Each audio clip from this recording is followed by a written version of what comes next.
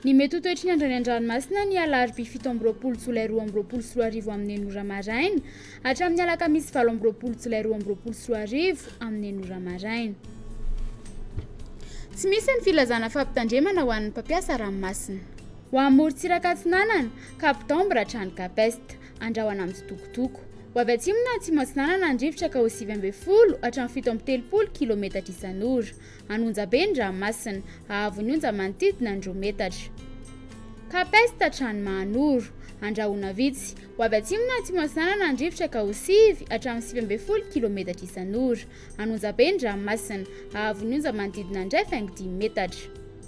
Mahanoro hatrany Taolagnaro, anorana tandrifin-drahona ny atsimon'ny Vangaindrano, Omaina ny Ekafy. Ho avy avaratra somary avaratra Atsinanana andrivotra ka ho 9 hatramin'ny 9 kilometatra isan'ora. Anonjabe ny ranomasina, ahavon'ny onja 2,10 metatra. Ho tafakatra 2 metatra rehefa mianakaiky an'ny Taolagnaro. Taolagnaro hatrany Cap Sainte-Marie, andrahoana vitsy. Ho avy atsimo somary atsimo andrefana andrivotra ka ho 7 kilometatra isan'ora. Anonjabe ny ranomasina, ahery indraindray, ahavon'ny onja 2 hatramin'ny 2,4 metatra. Ho amin'ny morontsiraka andrefana, Cap Sainte-Marie hatrany Cap Saint-Vincent, andrahoana amin'ny tsitokotoko. Ho avy atsimo andrivotra ka ho 7 hatramin'ny 20 kilometatra isan'ora. Hahatratra 7 kilometatra isan'ora indraindray any avaratra Toliara. Anonjabe na ahery ny ranomasina, ahavon'ny onja manodidina 2 metatra. Hahatratra 2,9 hatramin'ny 3 metatra indraindray. Cap Saint-Vincent hatrany Cap Saint-André, andrahoana amin'ny tsitokotoko. Ho avy atsimo andrivotra ka ho 9 hatramin'ny 17 kilometatra isan'ora.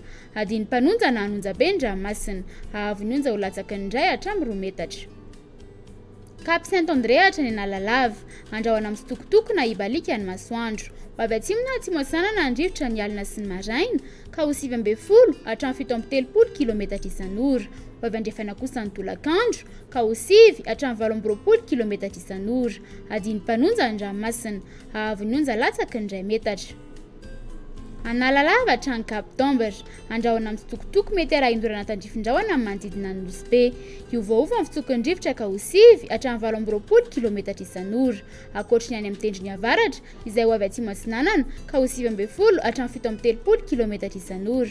Ho tonona adiny mpanonja ny ranomasina, ahavon'ny onja ho latsaky ny 8,7 metatra.